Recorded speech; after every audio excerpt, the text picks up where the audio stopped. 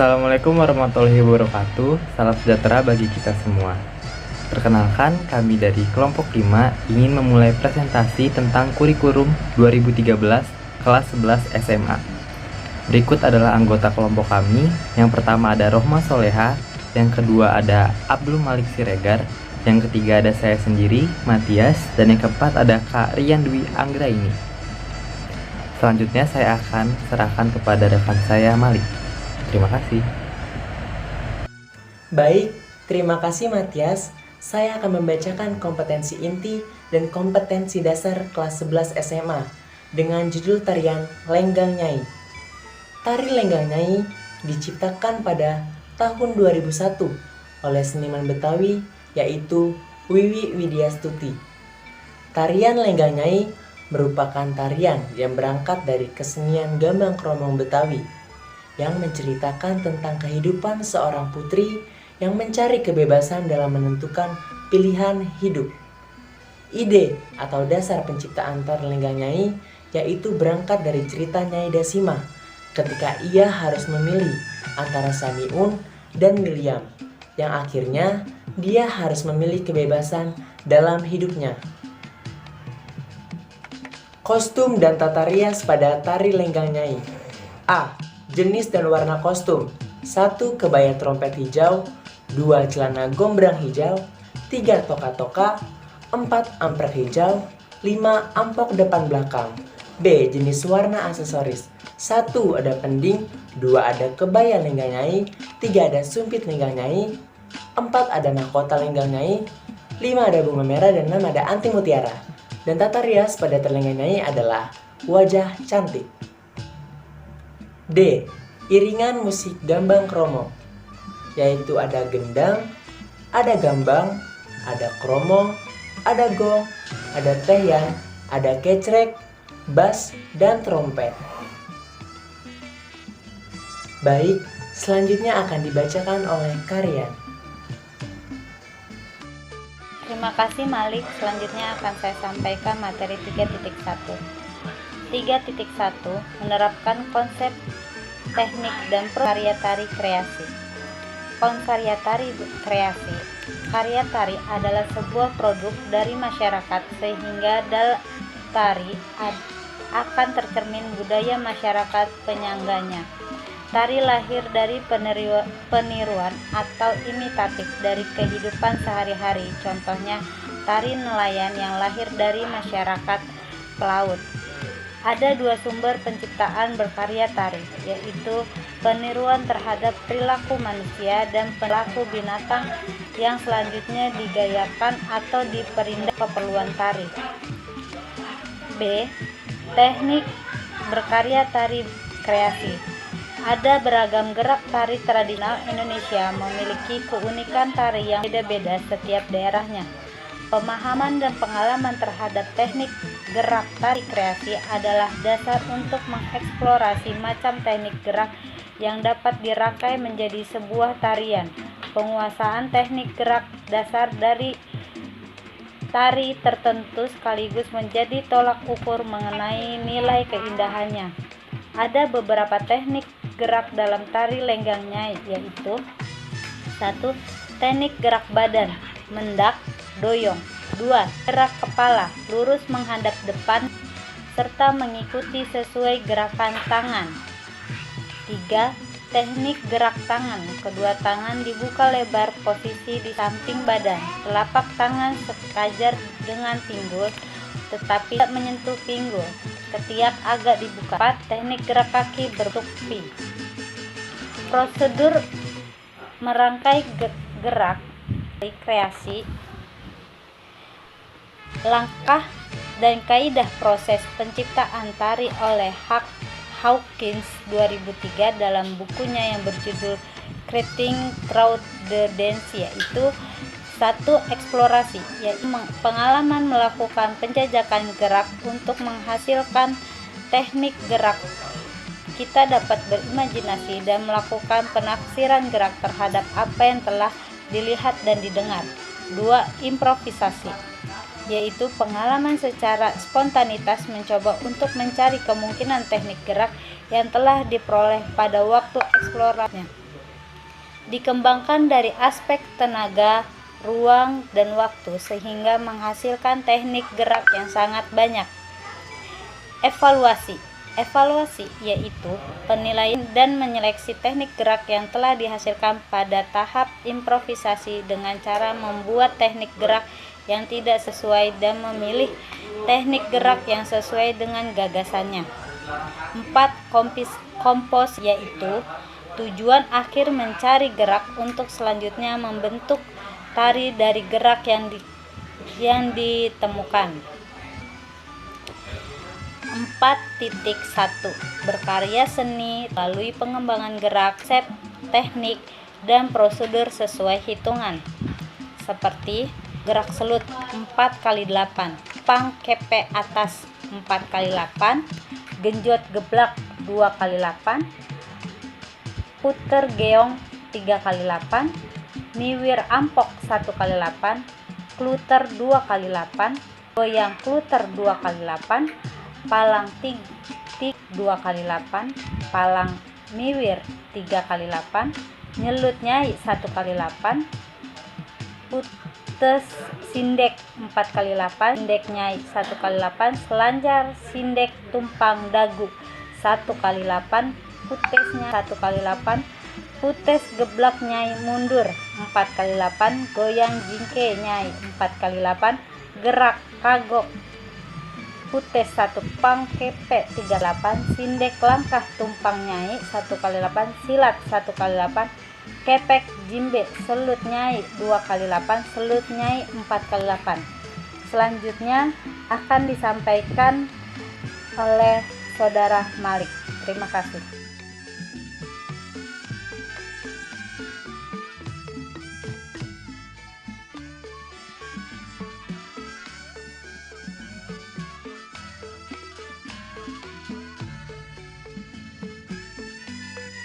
Baik, terima kasih Karian. Selanjutnya saya akan membacakan 3.2, yaitu menerapkan gerak tarik kreasi berdasarkan fungsi, teknik, bentuk, jenis, dan nilai estetis sesuai iringan. Dan 4.2 yaitu berkarya seni melalui pengembangan gerak berdasarkan fungsi, teknik, simbol, jenis, dan nilai estetis sesuai dengan iringan. A. Fungsi tari lengganai. 1. Fungsi kepentingan upacara. Saat ini, tarian lengganai sering ditampilkan dalam berbagai macam acara, khususnya dalam festival, kebudayaan, dan juga upacara. Biasanya, upacara yang menampilkan tarian ini adalah upacara penyambutan tamu-tamu penting. Yang kedua adalah fungsi hiburan. Tari lengganai memiliki fungsi untuk hiburan yang pada awalnya ditampilkan sebagai pembuka acara Liga Mandiri, sehingga penonton menjadi terhibur dan juga tidak bosan saat sedang menunggu. Meskipun ditampilkan dalam durasi yang pendek, tarian ini dapat menghipnotis para penonton dan pembuka, membuat penonton secara otomatis merespon iringan lagu dan juga gerakan para penari, baik dengan hentakan maupun gerakan badan. Yang ketiga, fungsi seni sebagai pertunjukan. Tarian ini membutuhkan persiapan yang sangat matang hingga pada akhirnya dapat ditampilkan. Persiapan yang dimaksud diantaranya adalah seperti koreografi, interpretasi, artistik, tema, dan juga konseptual yang menarik. Penonton dapat menikmati indahnya tarian ini saat ditampilkan, sehingga akan mendapatkan pengalaman estetis dari menonton pertunjukan para penari.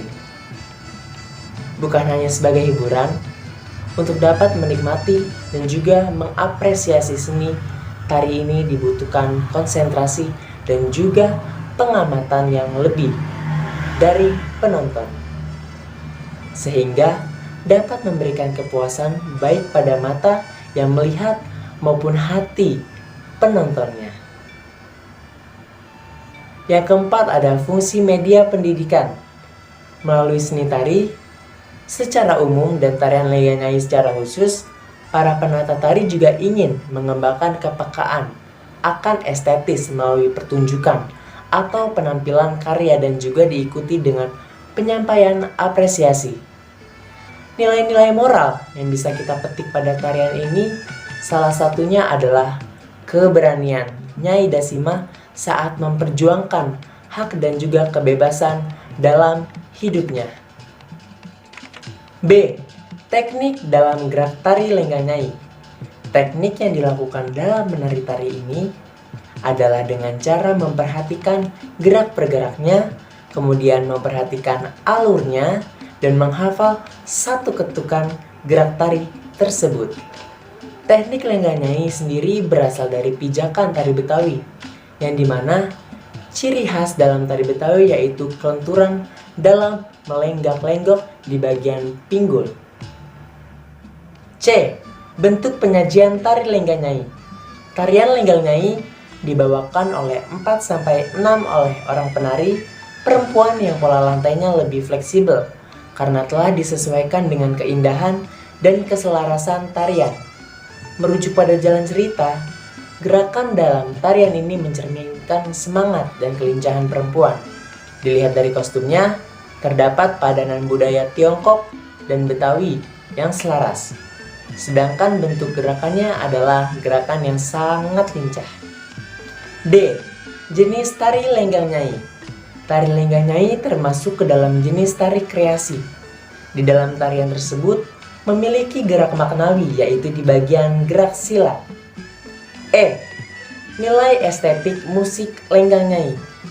Iringan tari Lenggang Nyai menggunakan alat musik gambang kromong yang dikolaborasikan dengan alat musik modern seperti djembe, saksofon, dan bass. Lagu yang digunakan untuk iringan tari Lenggang Nyai diadaptasi dari lagu Sayur Asem yang digunakan pada bagian tengah musik tari Lenggang Nyai. Bagian awal dan bagian akhir merupakan pengembangan dan kreativitas dari seorang pemusik serta penyesuaian dengan gerakan. F. Nilai moral yang terdapat dalam tari Lenggang Nyai. Yang pertama ada kesedihan. Nilai moral selanjutnya yaitu adalah kesedihan yang digambarkan oleh gerak lunter, gerak puter geong, dan juga gerak palang tiga. Setelah bingung akan masa depan kehidupannya, Nyai Dasima menjadi bersedih dan kemudian pasrah, terlebih ditambah beban menjadi istri kedua. Yang kedua ada kebingungan.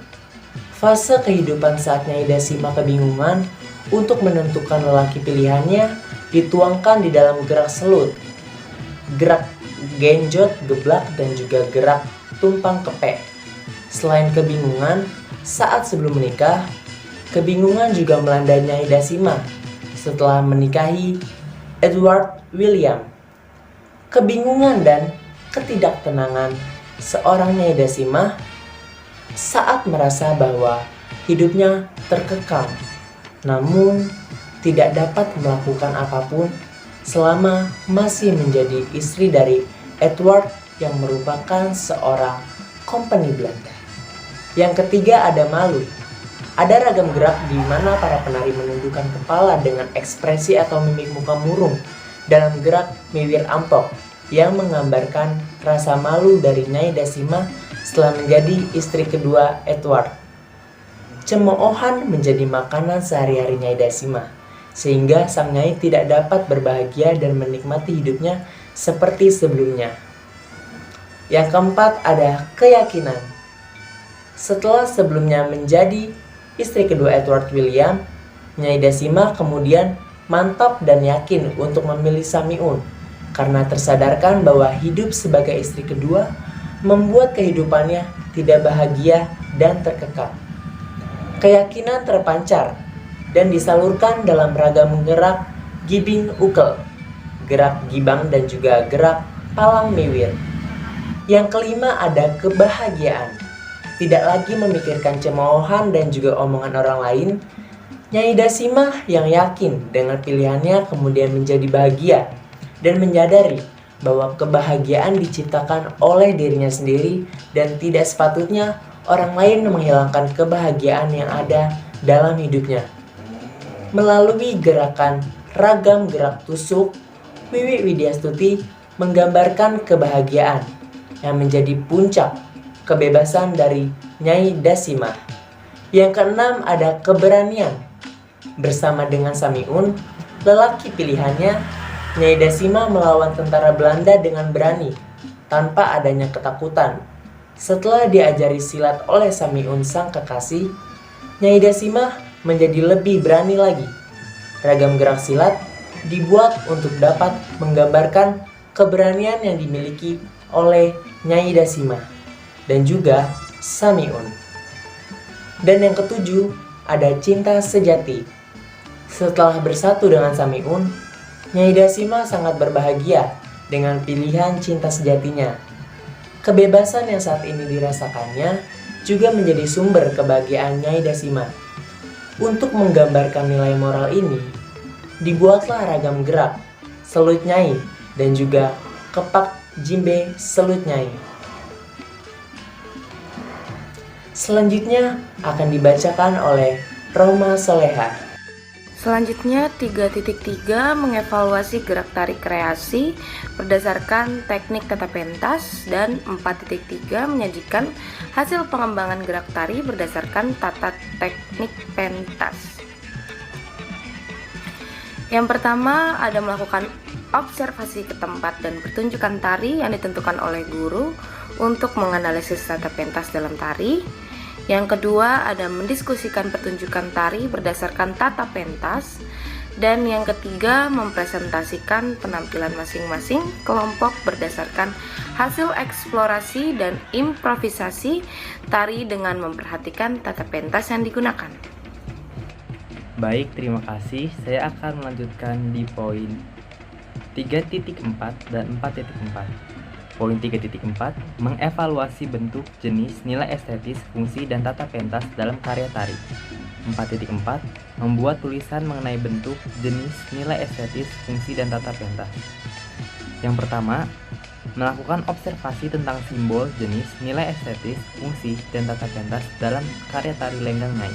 Yang kedua, mendiskusikan dan membandingkan beberapa pertunjukan tari berdasarkan simbol, jenis, nilai estetis, fungsi, dan tata pentas dalam karya tari Lenggang Nyai. Yang ketiga, mempresentasikan penampilan masing-masing kelompok berdasarkan estetis, fungsi, dan tata pentas dalam karya tari Lenggang Nyai. Kemudian ada poin tata panggung dan termasuk dalam tata pentas. Panggung adalah tempat berlangsungnya sebuah pertunjukan di mana interaksi antara penari ditampilkan di hadapan penonton. Berikut adalah beberapa jenis panggung. Yang pertama, panggung arena. Yang kedua, panggung proscenium. Mengapa disebut panggung proscenium? Karena bentuknya yang cekung. Yang kedua, ada tata lampu atau pencahayaan. Tata lampu adalah segala perlengkapan baik tradisional maupun modern yang digunakan untuk keperluan penerangan atau penyinaran dalam pertunjukan. Yang ketiga, ada tata dekorasi. Dekorasi adalah tata ruang atau tata hias ruangan agar terlihat indah. Fungsi dekorasi yaitu memperjelas tempat dalam suatu pertunjukan tari. Sekian presentasi dari kelompok kami. Kurang lebihnya mohon maaf. Wassalamualaikum warahmatullahi wabarakatuh. Salam sejahtera.